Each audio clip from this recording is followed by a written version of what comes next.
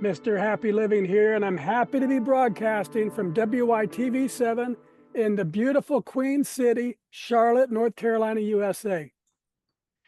Hey friends, join me for a minute and just imagine how amazing you'd feel living the life you were put on this planet to live, doing work you love, with people you love and places you love, and all the while creating something of real value to others. That's what I call a life of significance. And I can tell you it makes a very happy life. And so can my friend Bakari Grant. He's my guest star today again, and he's back to share an update about his unique and distinct journey to his life of significance. And we're going to switch things up a little bit from our regular format because this is an alumni update. Bakari gave us an inspiring episode 33 interview way back in September of 2020. And now he's back for episode 175. And we're going to focus on lessons learned and the successes and failures that he's had in the 5 years since officially retiring from pro football and beginning his business journey. We're going to explore his insights about skills that he acquired in football that he's found translate directly into business, investing, and entrepreneurship. But before I begin my long list of questions that I've been excited to ask him, I'd like to share a poem that we created to thank him for being our guest star today. It's called Changing Your World, and it goes like this. From the gridiron's roar to boardroom lights, Bakari shines, his purpose ignites. A leader, a builder with dreams to invest, he's changing the world through his company, WellNest. WellNest thrives, its vision so clear, innovating care, bringing wellness near. With passion and purpose, his journey unfolds, a champion of health with a heart full of goals. So tune in, his wisdom awaits. On the Alumni Update, hear how he creates. Let Bakari Grant inspire your quest to build your world with purpose and zest. Hey, Bakari, welcome back to the show. Very much. That was awesome, Matt. I didn't know you were a poet, my man. Hey, you haven't been sitting around for the last 5 years, and neither have I. Yeah, if I can, I'm a harp on you to get that poem and share that with some folks around here. That was amazing. I appreciate that so much. Absolutely. So get us started. I want you to take us way back to 2014 and your dad's stroke and your family's solution to it. Just paint the picture of that time and your solution. Yeah, I mean, wow. Okay, we're jumping right into it, right? Yep. So, and I'll take you back a little bit further. So I'm going to go about 20 years prior to 2014 and about 1994. Our grandmother, my dad's mom, had also just suffered a debilitating stroke, and she had gone into a nursing facility. She was living in LA at the time. We're up in the San Francisco Bay Area. And so I mean, that was grandma. We went to her home, 2-3 times a year. We spent Christmas there. We, long holiday weekends and things like that. So that was kind of our second home down in Southern California. And so when she had this stroke, obviously it was debilitating. She was in a nursing facility at the time because we weren't there to take care of her as a family. And pretty quickly after that, she passed. And it was what I can only describe it for those that don't know. I'm only 37, so I was only about 7 or 8 at the time. But my experience with that, it is core to who I am as a person, because I remember two very distinct things, and it's hard to talk about for most people, including myself. But it was the smell of urine and what I would consider the smell of death. That's all I remember from that experience of her being in this home. And from that experience, after, we hired a private investigator because we had our doubts as a family at the time. And it comes about that she died due to internal bleeding and neglect. And so that's kind of a burden that our family has carried, as part of our family history. And, it doesn't really come about for most people, including us, until another loved one goes through a similar situation. Yeah. And you really have to go back to those core memories and decide, or figure out why you're so against something. And so to fast forward 20 years after that, My dad had a debilitating stroke. I was playing Canadian football at the time with the Hamilton Tiger Cats, but I was spending my off season down in San Diego training, and I get a call from my sister that my dad had a stroke. We weren't real tight at the time. So me and my brother got together, drove down, picked him up from Las Vegas. He was standing on the curb, ready to go, all of his stuff packed. And, true to most people's stories that we've heard ad nauseum over the past 5 years. And really, I credit, our family's authenticity and openness to talk about it, that so many people have opened up about their experience with an aging loved one. But our dad was there, and we scooped him up and brought him back up to the Bay Area. And so that's really where our journey started, with dealing with his health and his aging, and how we really viewed our elder, our father, as he was going into older age with what has become one of his disabilities or abilities, depending on how you look at it. So we went through the journey of trying to find him housing and care, and that there wasn't really significant choices out there that we were interested in, I'll say, to say the least, after our grandmother's experience. And that's where WellNest was born. So. Okay. And so you said at the time in 2014, you kind of built what you call an ADU for him. Is that right? Yeah. So it was a couple years after that, actually. What does that mean? What does ADU mean? Yeah, ADU, for those that aren't familiar with California Northwest, ton of laws have been passed in the previous, I would say, 7 years, are auxiliary dwelling units, or additional dwelling units. Okay. And basically it's a guest house. So it's a home built behind your main home. Okay. And so the stroke happens in 2014. You scoop up your dad, and the idea starts to germinate for what ultimately became WellNest. But you took off and went back to playing football for another 5 years, correct? That's right. Officially retiring in 2019 after winning the Grey Cup. Congratulations. Yes, with the Stampeders. And then you jumped both feet into business. So what was the catalyst that, after you retired from football, to launch WellNest? Can you take us back to those days? You're no longer playing football, and describe the moment or the process of how you decided to take this big entrepreneurial leap and commit to launching your own company. Yeah, and let's go long story short, right? So went back to play football for another 4.5, 5 years. But prior to that, I graduated from Davis with an interior architecture degree. And I technically built my first tiny home, smart tiny home, in 2010. And I built it for my brother as an art studio. And I was adamant about going on a mission to solve the homeless crisis by building, movable tiny homes that, are the size of sheds. And that was going to be a solution, in my young blissful ignorance. But did go back to play for 5 years. And when I was released in 2017, I actually started another business with my brother. And that's the time after my dad had tried to live in home. We tried in-home care.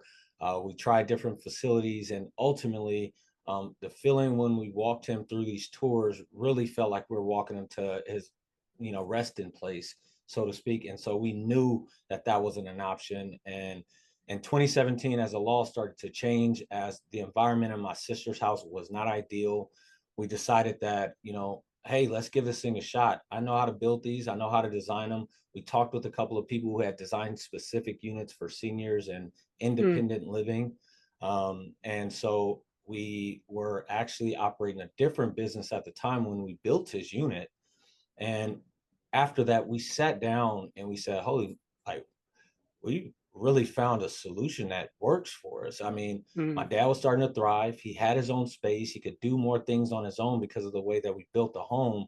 And so we really started to see him get that sense of pride, that dignity, that independence, that thing we get as humans when we're able to do things for self. And it really moved us to say, I think we're onto something, but do we want to start a business around it? At that time, we didn't know. And we had a very long conversation. When I say long, we talked about this. We met every Saturday for about a year. I mean, 8, 12-hour days. This is with my 4 siblings. We're in a boardroom just talking it out, banging it out, and really talking about what the best way to approach this if we were to run this as a business. And ultimately, we came to the reasoning that if we could help one other family like ours, would we do Yeah. this? If we could help 1,000 families like ours, would we do this? Yeah. And the answer was yes. And again, that's kind of the foundation of the company. So you walked right into my next question. Did you immediately embrace it? No, you discussed it for more than 2 years. Did you find yourself in those 2 years, were you trying to talk yourself out of it or trying to talk yourself into it? Or was there must have been some members of the family saying, yeah, let's go for it, and others saying, I'm not quite sure. So what was that process and that battle back and forth like for you? Well, I mean, within that time period, we still have life. We're living life. I have kids. I was still playing football for part of that time. I won a Grey Cup. Like I said, my siblings were in business, and they were, high levels in different companies and at different points in their careers. I'm the youngest of 5. So it really was less of a discussion about if we thought it could solve a problem and more of a discussion about, is this something we're going to commit to, for the Mm-hmm. next 5, 10 years? Um, and is this something we're qualified to do? Mm-hmm. It was a passion for us, but that didn't mean that we're the best fit to run the business if Yeah. we didn't really look into it and do our due diligence to see if this is something that, we could successfully execute. Okay. Great. And before we get into the business growth in 2019, I have a question about depression or regrets. And Mm, I know that my football career wasn't near as long as yours, but when it finally ended, I experienced probably for the first and only time in my life what I think depression must feel like. So how about mm. you?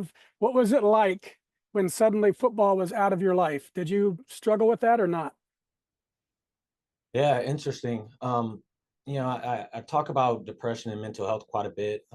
When I first didn't retire, but when I first stopped playing football for it was about half a season, um, I got a chance to reflect on my career, and I had a really depressive year while I was still playing because I was injured for a majority of the year for the first time in my career, and I went through the dark times of not having that outlet, not having that love of my life to run to. So fortunate and unfortunate, I had already experienced that a little bit, but when I was Mm, away from the game, it really not only took a toll on me, but it made me look at the bigger world outside of football. Because when you're football, it can be really finite about your perspective on life. It's football. It's you have a big goal, you're that's it. chasing it. That's That's it, everything. and That's the it. world is there watching, right? That's right. Uh, but when I stepped away from the game, it made me look into other players, some other players that I play with who are going through real life issues, mental health Mm, issues. And so right when I retired, fortunately, the NFLPA has an amazing program with things that they offer to anyone vested or non-vested players. And so I took a mental health first aid course, which prompted me to start a mental health nonprofit. And mm, the focus of that nonprofit is finding and deploying resources for mental health aid. So that's people to talk to, programs to participate in, resources that are out there in the world. And so that was a big part of my transition. The first time I stopped playing for about a half a year, and then I went back, won the Grey Cup, and then fully retired. And that transition is still ongoing, right? It's yeah. 5 years later, COVID included. It was more of a understanding of what did football teach me about life that I can Yeah. now translate into this next chapter of my life. And Yeah. we're fortunate guys, Matt. We went to Davis, so we I think had a perspective about what happens beyond football to some degree. Where I look at some teammates, I look at some former guys, some who unfortunately have passed due to mental health issues, and they were legitimately all in on football, and Yeah. that was life. So Yeah. um, fortunately, we I think prepared for that a little bit. We're prepared as much as we did or didn't want it from our coaches in the school, but I think it really did pay off on the I'll back end tell you, to give us a foundation. Yeah, but you said you're 37. I'm 63, and I can tell you, I still have dreams of playing. It's crazy, but it was, Yeah, and again, mine was a short career. Yours was long, so it just really becomes a part of your identity. And some that's people right. struggle, as you mentioned. Okay, on to That's right. business. Football's behind. On to business. In the early days, you've retired. You got your big ring, and you're now a business guy. What were you hoping to achieve with wellness? If we go back to the early days, what were your hopes and dreams for that company? Um, and so that's a good question. We started this because we had a real intentional why. It solved a problem for us. It wasn't a business to start, it was a solution for our family. And so when we got into the business, there was absolutely some perspective about how big the problem was. I think our understanding of how big the solution could be was still undefined. And so I think our initial goal was, can we prove by helping another family just like ours have Mm, the relief? I mean, Matt, it's 10 years later. They gave my dad a couple years to live. He's driving his own car now. He's going to the gym 4 days a week. He's coming to it's great. Sunday dinner and sharing meals with, three generations of the household. So it when I say it changed the dynamic of my family, it changed the direction and the story of our history. It really has. And so if we could do that for one more, that was our Yeah, initial goal. Let's do it for yeah, one more and yeah, and see how it goes from there. And yeah. But so it's such a beautiful thing. I mean, just the idea of keeping independence, adding a safety net around the elderly person, and keeping not keeping re-engaging with the family in a much more comprehensive way. It's a brilliant idea.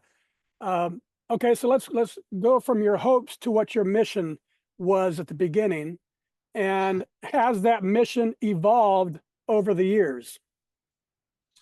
Yeah, absolutely. The more intimately we understand the problem, obviously, our mission slightly, maneuvers along this journey and finds its place. But I think our original mission was to literally help families save lives. That was our biggest thing. Is if Mm, we can extend a life by a day, success. If we can extend it by a year, success. So yeah, that's our foundational mission. That's our why. That's why we do what we do.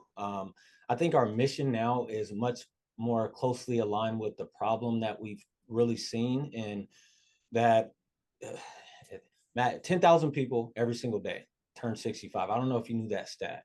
And that's from 2022 to 2030. 10,000 people every single day. mm, California is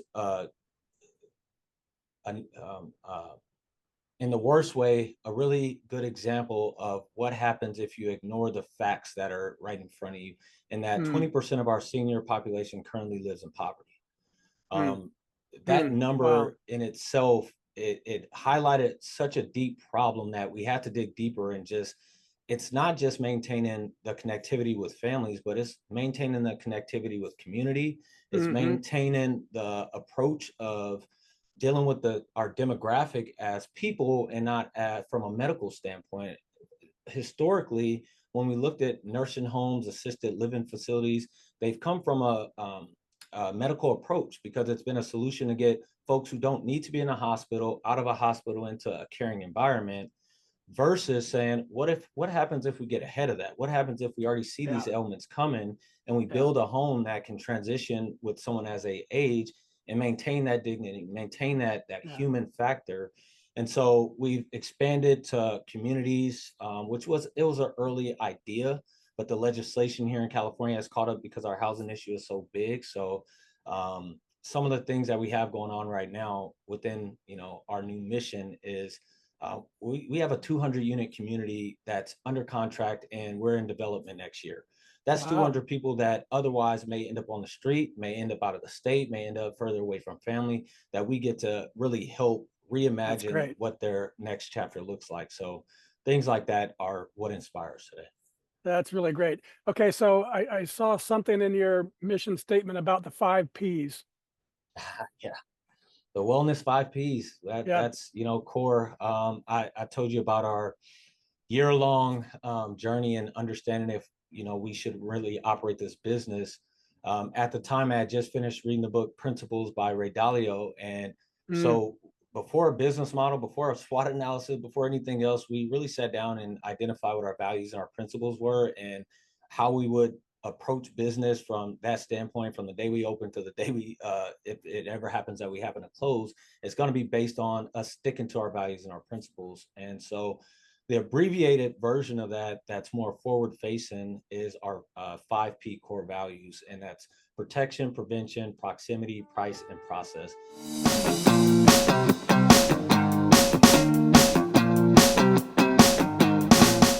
Mr. Happy Living here. I love good things made for good people. That's why I love Happy Living's online e-course. It's an 8-week-long deep dive into you and the inspired life you want to live. The life you were put here on this earth to live. The one that you and only you can live. 8 weeks of lectures and ideas and topics and supporting materials and powerful self-improvement tools. All designed for you. All designed to help you create the tools and the power and the confidence you need to discover your purpose and to discover the life you were meant to live and to feel incredibly inspired and motivated to decide you will live your life to its fullest. It's all designed to help you create the unique and distinct philosophy of you and your inspired life. Go to happyliving.com, select our e-course, and save $100 with promo code WITV7. And for every enrollment, I'll donate another $100 to WITV7. For $300 and about 30 hours, I promise you'll never, ever be the same again.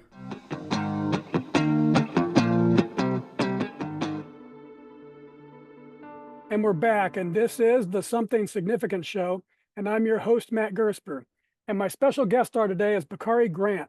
He's an innovator, an entrepreneur, and a former professional football player dedicated to fostering wellness and community. As the visionary behind WellNest, Bakari reimagines how we live by designing modern, sustainable spaces that nurture connection, safety, and health. Drawing from his journey in sports and business, he inspires others to dream big and take bold action, proving that with purpose and perseverance, we can all create meaningful change in the world. So, Bakari, I've heard you describe your transition from football to business as a wild ride with all kinds of challenges, wins, and rewards. And I know you've discovered 3 big insights about skills that translate from football to business. And before we dig into those, let's explore the challenges and the wins and the rewards you've experienced. So just give us a couple of the very biggest challenges that you've faced in your years as a business guy and how you overcame them. Yeah, best way to put it is I'm the rookie in the locker room all over again, right? It's a long journey of, I think, for me, the biggest challenge is it's a long journey of personal development, right? You're in a new arena. This isn't something that, I've experienced in a locker room per se, direct alignment. But what I'm learning as I go through this journey is that there's so many tangible things that we pull from sport, that I've pulled from football, especially being a high level competitive athlete, is that there's no one who tells you how to translate a locker room. There's no one to tell you how to transfer mediating a locker room fight into a corporate atmosphere. There's nobody there for that. So I think one of the recent things that I've been challenged with is, as I'm seeing more and more of my younger brothers graduate and move on from football, my concern is that, they're going through these same challenges. So a mission that I've been on more recently is to talk about my story, to talk about my transition and things that I pulled from football and that I consistently pull from football on a day-to-day basis and apply to business. And I think one of those biggest challenges is you have to be recommitted to growth. You have to be recommitted to getting better every day. Yeah. Okay, very good. All right, describe a few of your biggest wins over these last 4 or 5 years and how you celebrated them. Absolutely. So, I mean, we got a couple of annual wins. We always celebrate with the win every year with our team. Sometimes we go on full on vacation. So Mexico, we've gone up to Tahoe. We've rented a whole house, had everyone from the team come there, did some self development, some team bonding, team building exercises. So we always celebrate another year in business, right? It's not given, and most people don't realize, but business is hard. It's difficult. And anytime you stay in business for an entire year, you should celebrate it. So those are some of our bigger wins. What I would say is some of our more recent wins is we have a fun thing that we're part of right now with the NBA Foundation. So All-Star Weekend is hosted by the Warriors this year. So it's in the Bay Area, and the NBA Foundation, which is the nonprofit arm of the NBA, has put together a pitch competition for local businesses that are minority owned. And it's an opportunity to not only get funding, but to get visibility, to get Yeah, connected to the local team. And so we just participated in the semifinals, and we were chosen as finalists for the pitch competition during All-Star Week. So that was a huge celebration for us. That was a big win. And like I mentioned earlier, on the business side, nuts and bolts, we just signed a 200 unit contract, which is our largest contract. It will propel us into our next phase of business, scale us up. It really kicked us in a fundraising mode again, but at the same time, that it's everything we've really been pushing for since the start of what we've been doing for now 4 or 5 years. So that's those great. are some of the bigger wins. That's great. And the NBA thing, that sounds like a lot of fun. So good luck. I Oh yeah. hope you win that. Okay, what have been a few of the most unexpected rewards that you've experienced in your transition from football to business? That's the easiest one. Our company was started by 5 siblings. That's a lot of kids, first off. So my mom's very involved with our business. She's very proud. She shows up to all the events, and she's very tied to what we're doing. Our kids are around nonstop. They're involved in what we're doing. And we did this for our dad. So it's very personal, Mm, our why. So what the most rewarding thing is, all of our customers to date have become some version of our family. So, I mean, mm, we've met their kids, we've met their parents, we've met their grandkids, we've shared meals with them, we've had them down at our space, we've shared birthdays and celebrations with them.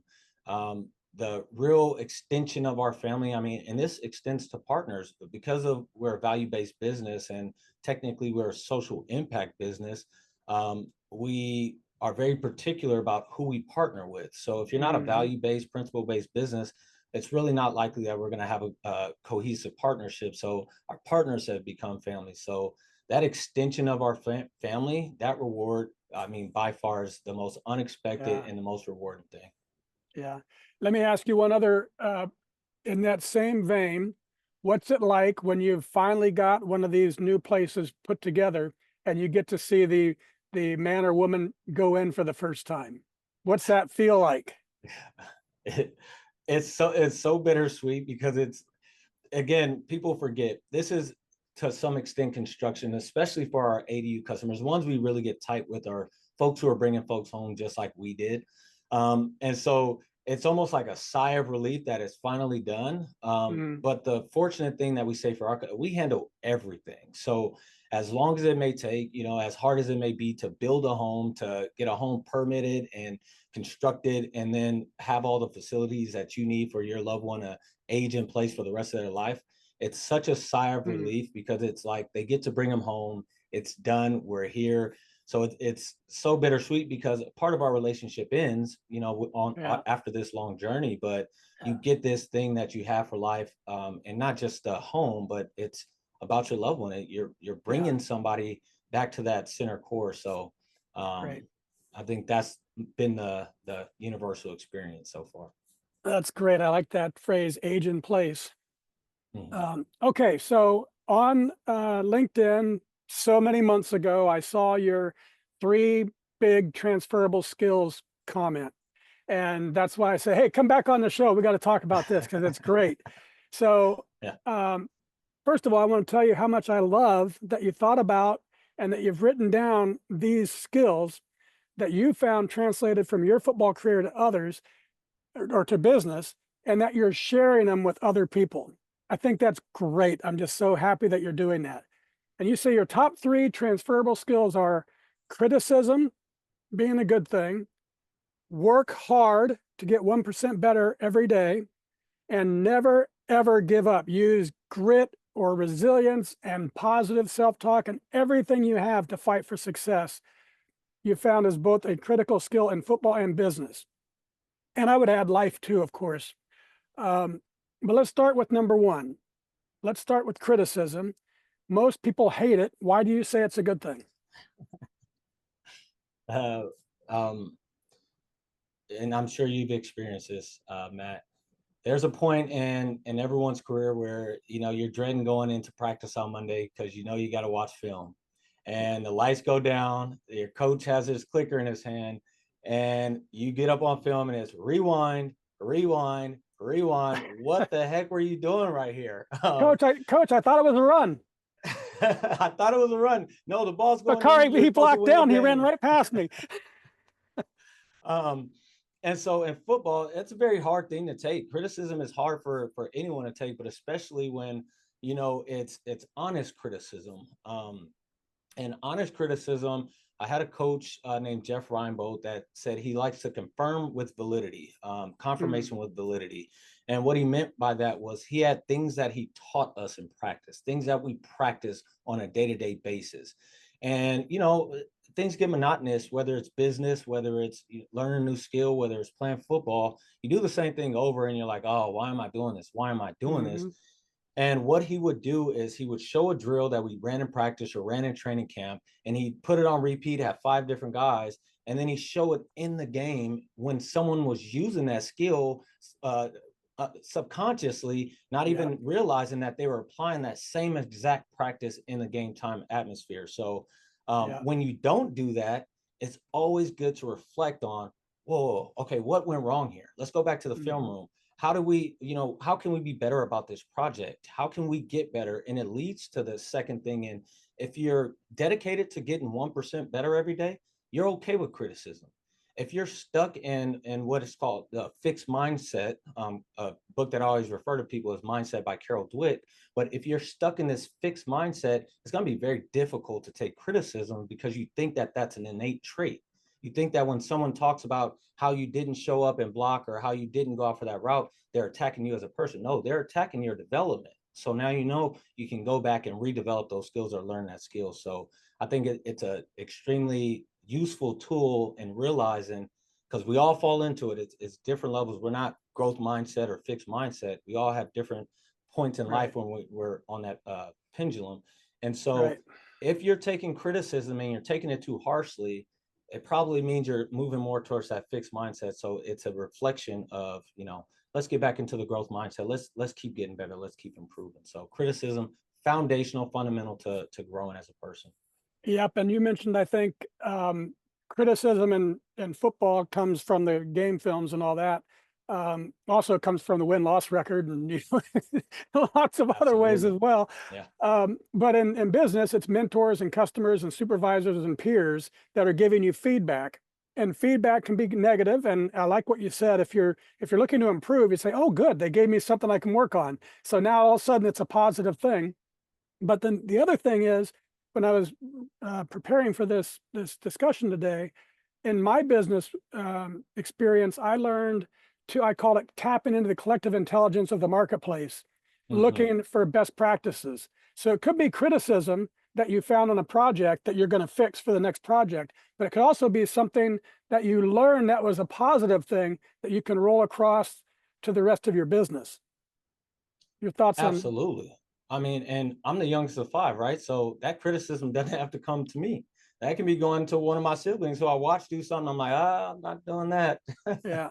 And that's the benefit of being the younger sibling, is that you understand the value in learning lessons that other people are taught. And that, like you said, the market responds, and the market doesn't lie. The market is the market. And if something isn't going right or something isn't landing for people, you have to observe that, understand why, and then apply it.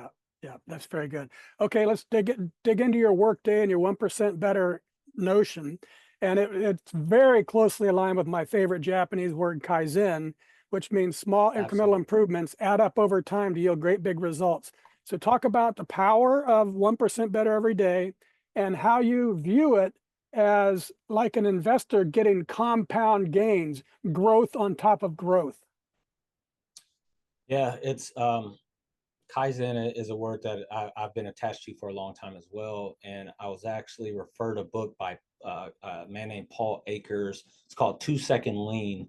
Mm, And it is completely in alignment with that same belief of 1% better. This was a thing that I initiated maybe in my second year of being a pro football player. And what would happen is you come out to practice, okay, it's a Thursday practice, we're coming out of training camp. We can go through the motions or we can get better today. And every mm-hmm, single time we walked on the field, my first thing was work day, baby. It's a work day, baby. mm, And I still mm. say that to this day, is that it's a work day, whether it's a weekday, Gotcha. weekend, holiday, it doesn't matter. You can always get better every single day. You can choose to get better every single day. And we know you never stay the same. Either you're getting Yeah. better or you're getting worse. And in Yeah. football, it was very tangible. And you come out to practice and I ask you, okay, what are you getting 1% better at today? And Yeah. the young guys, after I became a little long in the tooth in the football world, they would joke around and say, "Oh, I'm gonna work on my hands and I'm gonna work on my route running. I'm gonna work on my blocking." No, no, no. You missed the point. What's one thing you're gonna get 1% better at today? So if you're Mm, gonna work on your footwork, work on your footwork through every drill, through every route you run, through every position drill, through every team drill. Work on yeah. your footwork. In your warm-ups, you can work on your footwork. Yeah. And if you get 1% better at that every single day, I mean, again, the compound effect of that over time is what you benefit from. And that slow progression to greatness is what most people misconceive with, oh, you're born with it.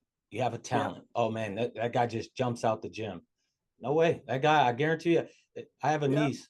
Since she's been 1 year old, she was in a jumper, just leaping and jumping and jumping and jumping.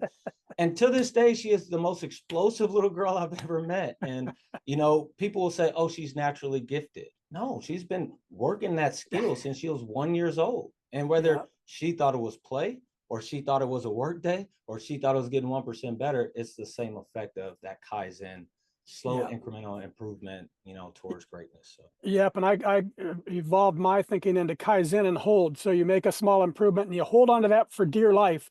And then the next 1%, it's this constant upward momentum, which is a beautiful thing. Okay, Yeah.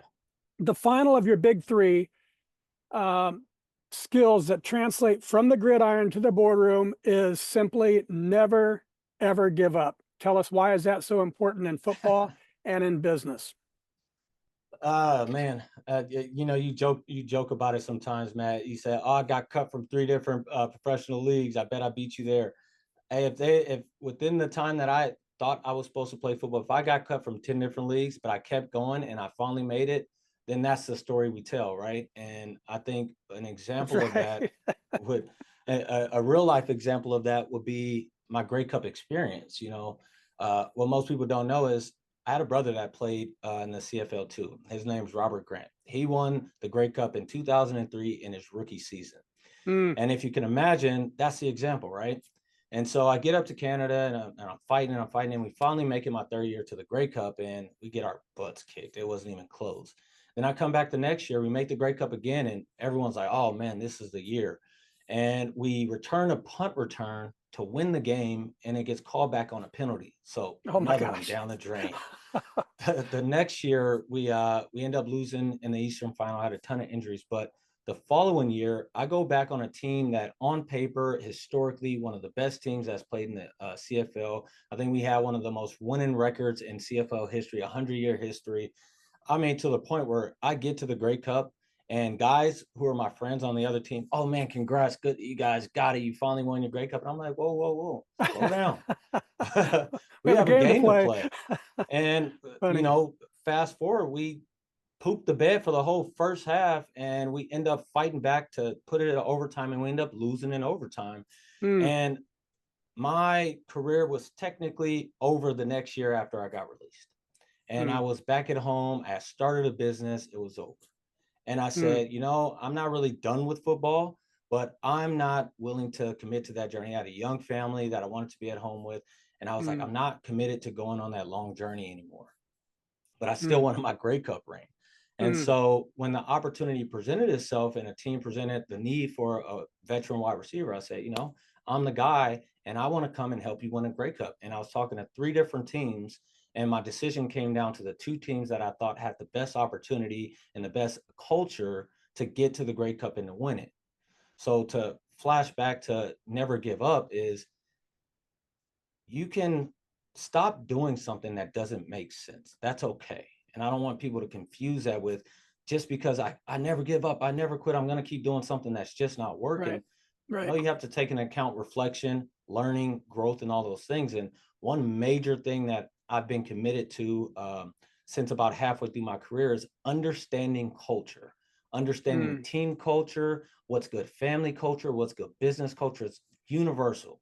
And that, a good team on paper with a bad team culture will always lose to a team that has great team culture.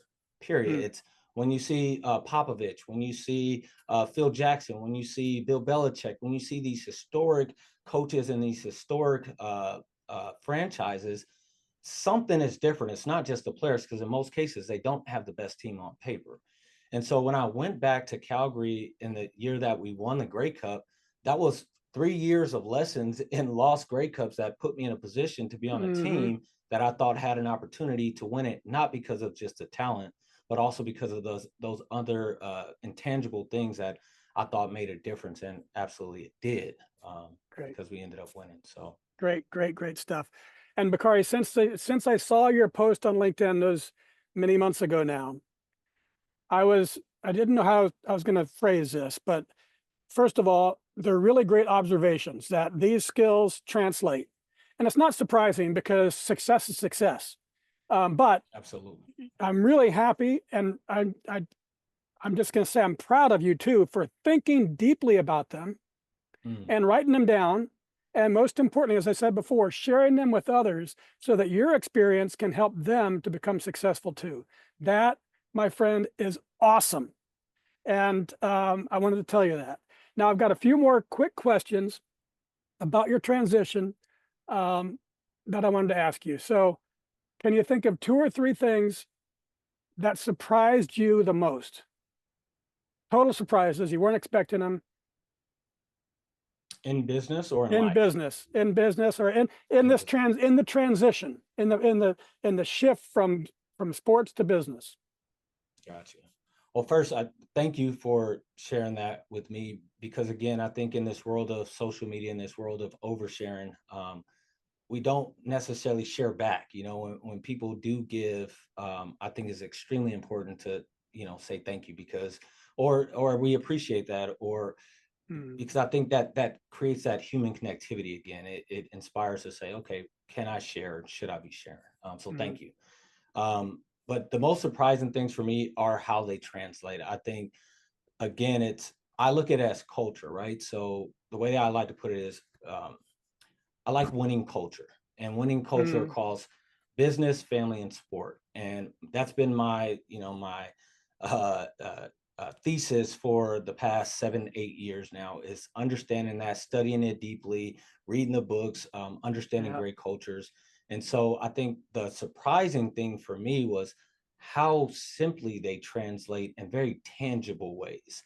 I always thought it was Mm-hmm, in philosophical ways that they would, be connected, but so many tangible ways that they connect. mm-hmm, I think that's the biggest surprise. The next biggest surprise is honestly a disappointing one, in that I think we would solve so many more problems as a whole, as a country, as a world, if we really strive to just get better every single day and enjoy this mm-hmm, journey. mm-hmm, I think too many people get caught up in the results, or caught up in the lack of results, that they either give up a little bit too early, or they redirect because they're not really committed to the why behind what they're doing. And mm-hmm. I think, to me, it's, again, with a strict mission of getting a championship ring, it allowed me to really decide what decisions I was making later in my career. And I think that's extremely important, because I had a focused vision. And I just think that I would love to inspire and see more people committed to their why and sticking to that why just a little bit longer. Very good. What lessons, 1 or 2 most important lessons that you've learned about yourself in these past 5 years as you've become a Mhm. businessman? What have you learned about you? I would say two things again. Number one, it's tied around the lack of knowledge in this world, in this business world, and I've just been extremely committed to growing in that way. It's just I've been dedicated to learning more about finance, learning more about marketing, understanding the business dynamics, business culture, how to grow a business. I put myself in the rooms with some amazing mentors that have, given me insight that it would have took me 20 years to gain. So that's one thing, is just my lack of knowledge. But I would say second is my misunderstanding of what successful business is. Hmm. And I think that's twofold. I think it's number one, thinking that people figured it out, and then that's when they were successful, is I figured out how to do business, so that's why I'm successful. I think that's a huge falsity. And Yeah. I think it's way more tied to grit and Yeah. resilience and your ability to figure things out and putting some really good people around you. I Yeah. think that's fundamental and foundational.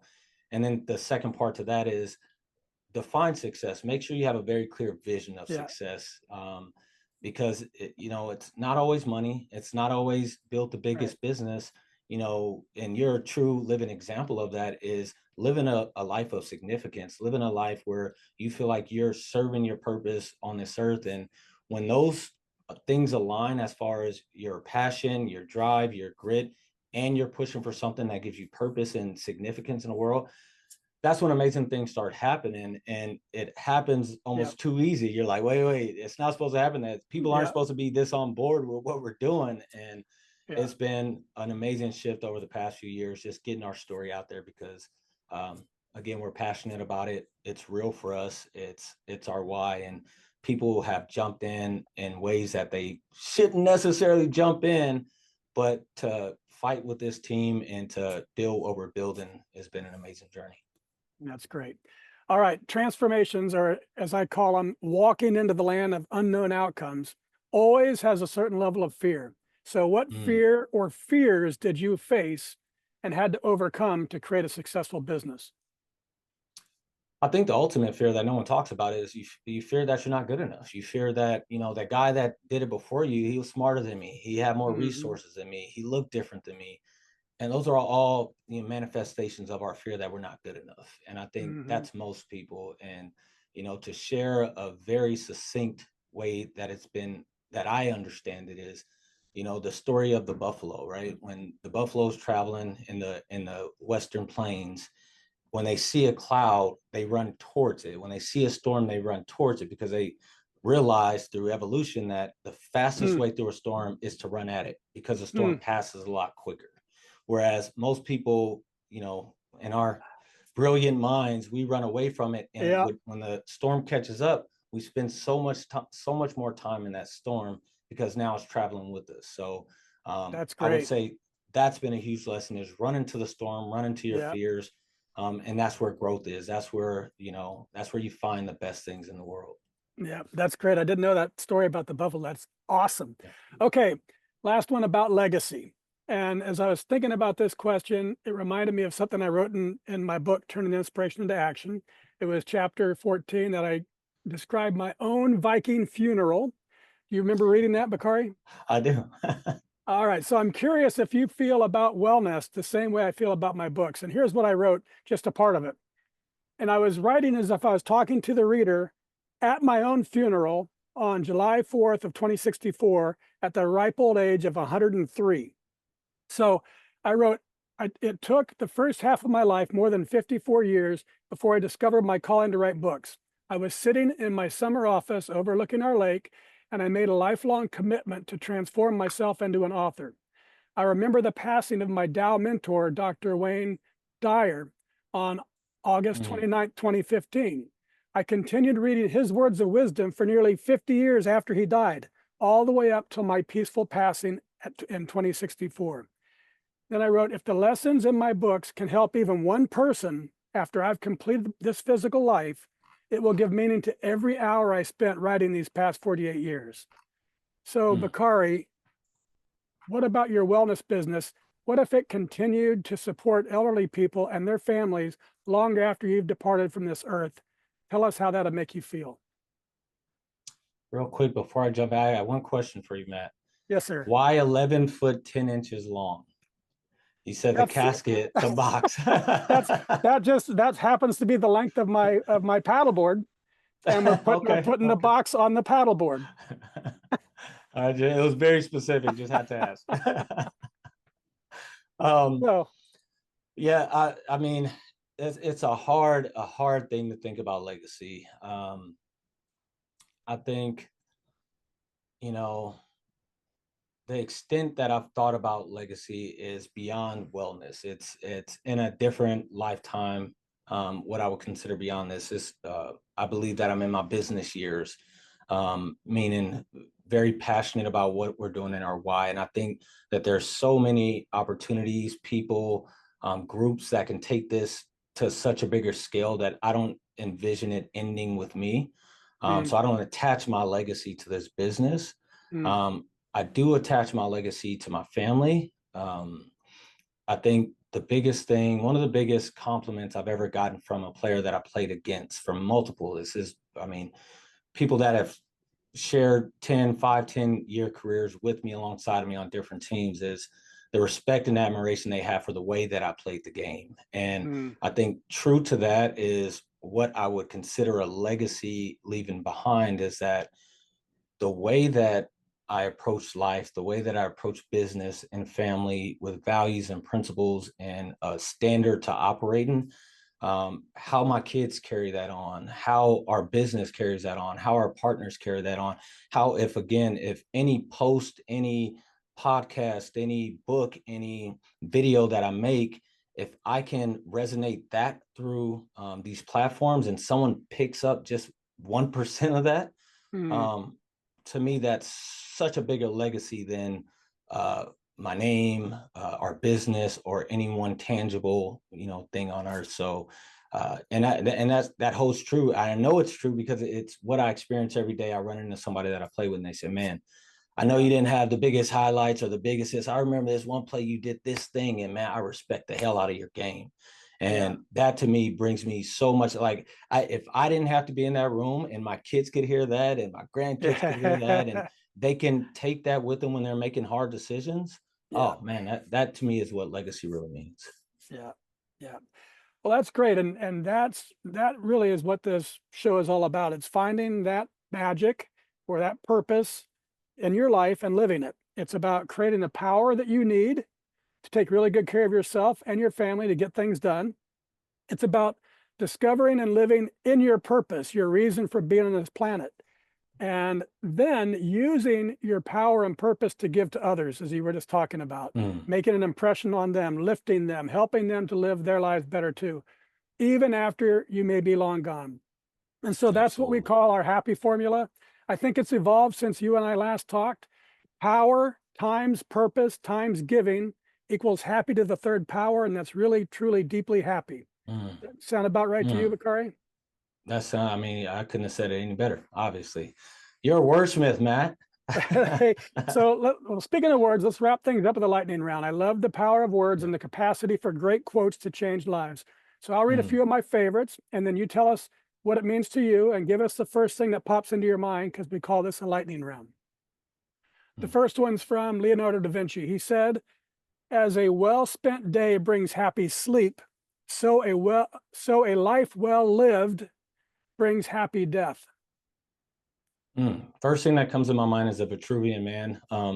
It's something that I'm very close with, proportions of man, but I think it signifies and exemplifies exactly that, is that everything in the correct proportion is a fulfilled life. I don't think anything happens on accident. So Hmm, um, just maintaining balance. very good. This is from Shri Sai Baba, and he said, you mentioned something about this earlier, I think. He said, "You seek too much information and not enough transformation." Mm. I mean, that's living in the moment to me. It's, I think we get caught up in the past and the future and having the knowledge. And when you're in the moment, that's where transformation happens. And again, it's difficult, especially in business, to not think about securing the future or not think about lessons learned in the Hmm. past. But those things are lessons, but like you said, I think transformation happens in the present moment. Yeah. This is one from my past. It said, once you get where you want to be, you're not there anymore. That's life is a journey, and it's it ends once the journey's over. I think we can't get too caught up in the destination. Life is living, and kids remind us of that all the time. And I Hmm. think our elders should also remind us that. And when we talk about independence, when we talk about dignity, those are the human factors. And I think if we keep those things in mind and understand that people are still on their journey, this isn't a landing place for them. Yeah. That's so powerful for us. Yeah. This is an unknown author. I don't know who said this, but I love it. It says, no institution in America is freer to do what it wants to do than a business. Hmm. Uh, that reminds me of a quote by Pele, and I'm not going to say it exactly right, but basically, success is not an accident. We have the choice to get up and do A or do B. We have the choice to get up and do Yeah. C or do D. And I think it's so true to not only sport, but life, business, family is you want to be a better father, wake up tomorrow, be a better dad. Yeah. Make one choice at a time, one step at a time. And success isn't an accident. It's about intention. This is another one from my past. It was a coach told me this. It said, your day belongs to another's dream. Mm, yeah. And I mean, even if that's your future person's dream, I think quote I'll say back is if you don't have goals, you're going to live your life accomplishing other people's goals. So Right on. even if it's your future self, I have goals in my future that I'm working towards right now, and I don't even know what they are. So I'm steadily working towards some goal that I find purpose in, I find Hmm. legacy in, and I think if you don't have goals, you're working towards someone else's. That's it. Okay, this is the show anchor. It's from Goth, and he said, whatever you can do or dream you can do, begin it. Boldness has genius, power, and magic in it. Begin it now. Let's go. That's every day. It's work day, baby. It's work day. That's right. One Very one good. percent better every day.